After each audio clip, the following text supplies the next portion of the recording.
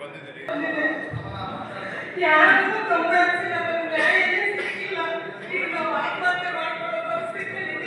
ಆತ್ಮಹತ್ಯೆ ಮಾಡಿ ಆತ್ಮಹತ್ಯೆ ಏನು ಸಿಗಲ್ಲ. ಈಗ ಕಬ್ಜೆ ನಿಮ್ದು ಇದೆ, ನೀವು ಟೆನ್ಷನ್ ತಗೋಬೇಡಿ. ನಿಮ್ಗೆ ಟಾರ್ಗೆಟ್ ಇದೆ, ನಿಮಗೆ ಟೆನ್ಷನ್ ತಗೋಲಿಕ್ಕೆ ಆಗ್ತಾ ಇಲ್ಲ. ಆ ಟೈಮಲ್ಲಿ ಬಂದಿದ್ದೀರಿ, ಅವರು ನಾವು ಬರ್ತೀನಿ ಇನ್ಸ್ಪೆಕ್ಟರ್ಗೆ, ಅವರು ನಿಮಗೆ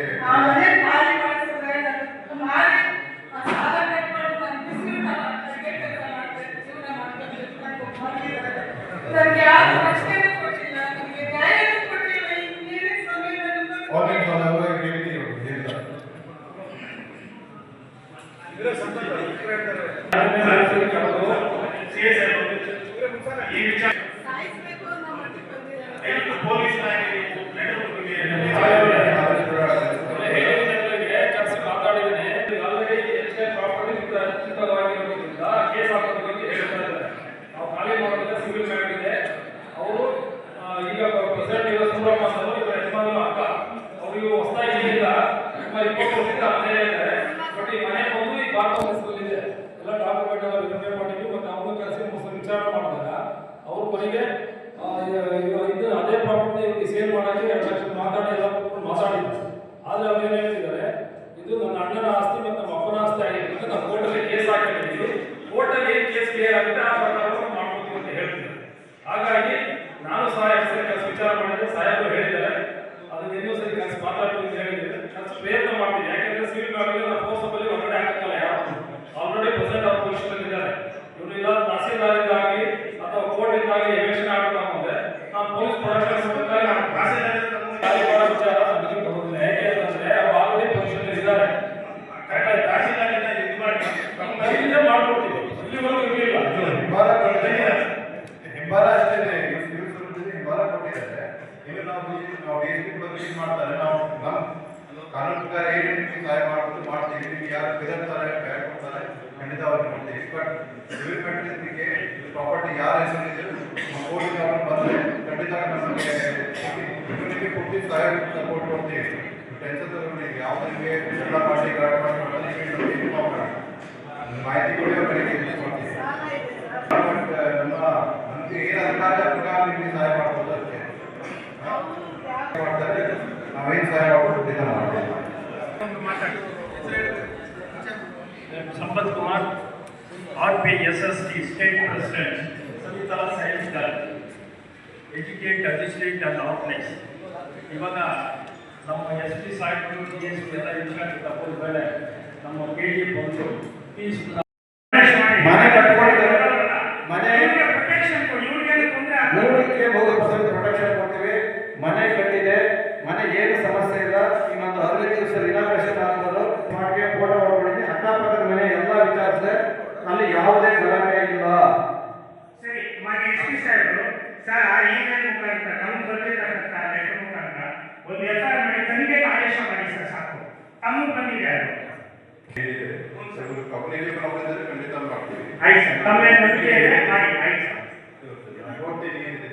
ನಮ್ಮಲ್ಲಿ ಸಿವಿಲ್ ಮ್ಯಾಟರ್ ಒಂದು ಕೋರ್ಟ್ ಆದೇಶ ಬಂದಿರ್ತದೆ ಅಥವಾ ರಿವೆನ್ಯೂಂದ ಆಫೀಸ್ ಮಾಡಬೇಕಾಗತ್ತೆ. ಊರಿಗೆ ಬರೋದಿಲ್ಲ ಬಂದಿದ್ಮೇಲೆ ನಮ್ಮ ಮನೆ ನಿಮ್ಮ ಕಣ್ಗಳು ಹೋಗಷ್ಟು ನಿಮ್ಮ ಹತ್ರ ಬಿಟ್ಟಿದ್ದೀರ. ನಿಮ್ಮ ಹತ್ರ ಏನು ಸಾಧ್ಯ ಏನಾದರೂ ವಿಷಯ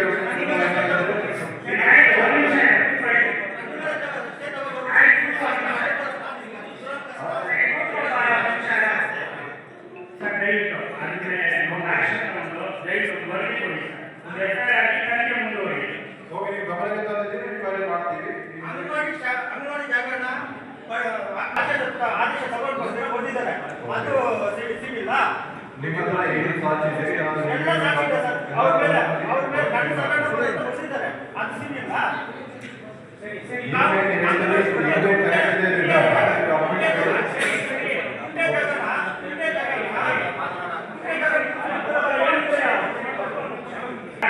ನಾವು ಒಳ್ಳೆ ಅಧಿಕಾರಿ ಇದ್ದೀಗ, ಅವ್ರು ದೊಡ್ಡ ವ್ಯಕ್ತಿ ಅಂತ ದಯವಿಟ್ಟು ಇದು ಮಾಡಕ್ಕೆ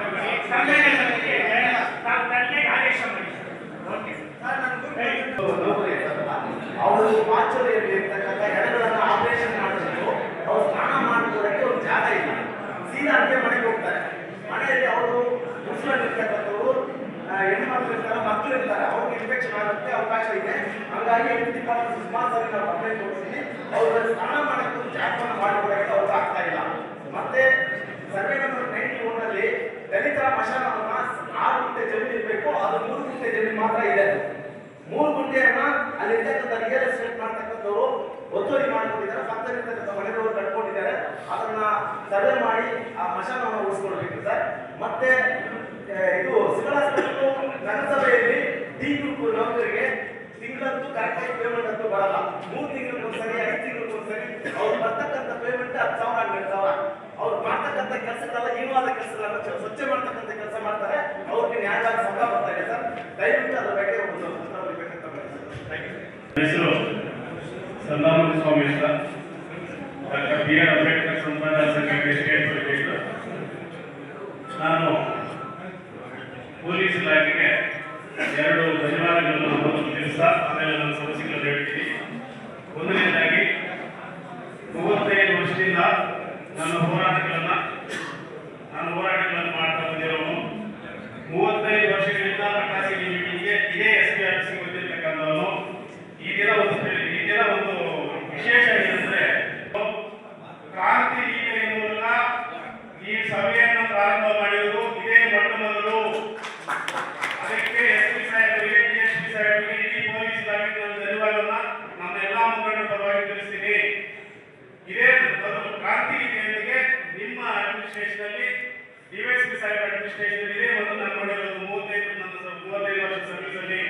ಇದಕ್ಕೆ ಧನ್ಯವಾದ.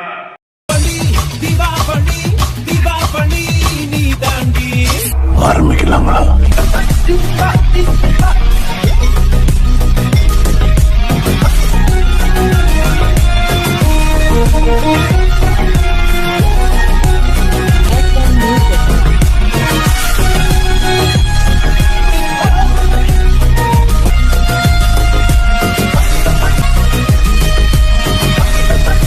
தரம் என்றும் நிரந்தரம், தரம் என்றும் நிரந்தரம், தரம் என்றும் நிரந்தரம். வாங்க.